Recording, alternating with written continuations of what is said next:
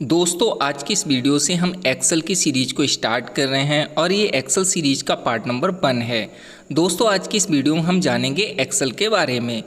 दोस्तों सबसे पहले अगर हम बात करें माइक्रोसॉफ्ट एक्सेल की, तो माइक्रोसॉफ्ट एक्सेल एक इलेक्ट्रॉनिक स्प्रेडशीट प्रोग्राम है। इसमें आप अपने डेटा को रो और कॉलम के फॉर्मेट में स्टोर करके रख सकते हो।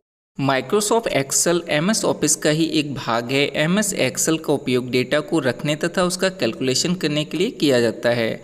एमएस एक्सेल डेटा को व्यवस्थित करने के अलावा कैलकुलेशन करने, निर्णय लेने, डेटा का ग्राफ तैयार करने, रिपोर्ट तैयार करने और वेबसाइट पर डेटा के साथ काम करने इत्यादि के लिए किया जाता है।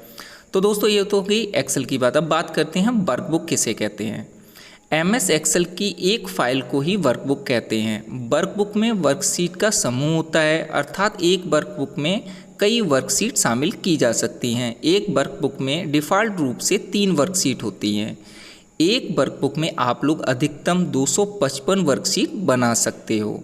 तो दोस्तों ये तो हो गई वर्कबुक की बात। अब हम बात करते हैं वर्कशीट क्या होती है।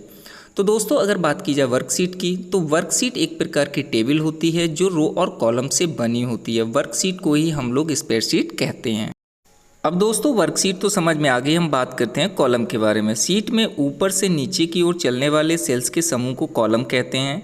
इन्हें अल्फ़ाबेट से रिप्रेजेंट किया जाता है। ये ए से शुरू होकर XFD तक होते हैं और इनकी कुल संख्या 16,384 होती है। अब दोस्तों बात कर लेते हैं रो के बारे में। शीट में बाईं से दाईं ओर चलने वाले सेल्स के समूह को रो कहते हैं। इन्हें नंबर से रिप्रेजेंट किया जाता है और एमएस एक्सेल में इनकी संख्या 10,48,576 होती है।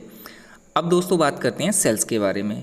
रो और कॉलम के कटान से बनने वाले खानों को ही सेल्स कहा जाता है। एक वर्कशीट में सेल्स की संख्या 17,17,98,69,184 होती है।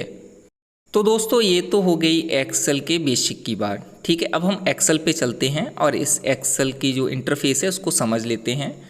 तो दोस्तों देखिए यहाँ पे सबसे पहले ऊपर टाइटल बार होता है जहाँ पर बुक 1 लिखा हुआ है। ये बाय डिफ़ॉल्ट फाइल नेम होता है एक्सेल का। आप लोग जैसे ही फाइल को सेव कर दोगे तो उसका नाम यहाँ पे आने लगेगा। ये आपके कंट्रोल्स बटन होते हैं ये वाले, और ये आपका होता है क्विक एक्सेस टूल बार, और ये एक ऑफिस बटन होता है जहाँ पे आपको न्यू, ओपन, सेव आदि ऑप्शन मिल जाते हैं। इसके बाद बात की जाए यहाँ पे टैब होते हैं जिनको मेनू भी बोलते हैं। ये आपके टैब होते हैं। उसके बाद ये रिबन होता है जहाँ पे ये चीज़ें आप लोग देख रहे हो इतना।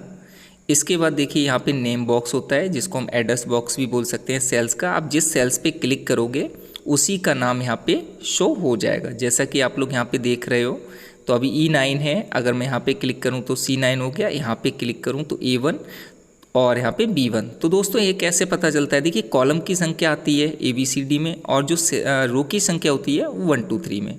ठीक है, जैसे कि मान लीजिए हम यहाँ पे क्लिक कर लिया तो यहाँ पे आ गया C2। अब दोस्तों देखिए यहाँ पे इसके बराबर में है फार्मूला बार, जहाँ पे आप लोग फार्मूला का यूज करोगे तो यहाँ पे फार्मूला लिख के आ जाएगा। दोस्तों ABC ये जो दिखाई दे रहे हैं ये आपके होते हैं कॉलम। जैसा कि अभी हमने आपको बताया था, ये आपके क्या होते हैं, कॉलम होते हैं जो खड़े हुए हैं। और ये जो दाएं से बाएं की तरफ 1 2 3 से रिप्रेजेंट हो रही हैं, इनको हम कहते हैं रोज। ठीक है, और ये जो एक बॉक्स होता है इसको हम बोलते हैं सेल। ये जो बॉक्स होता है रो और कॉलम के कटान से बना हुआ, इसको हम क्या बोलते हैं, सेल बोलते हैं। ठीक है, और ये देखिए वर्टिकल स्क्रॉल बार होता है और जस्ट इसके नीचे ये वाला हॉरिजॉन्टल स्क्रॉल बार होता है।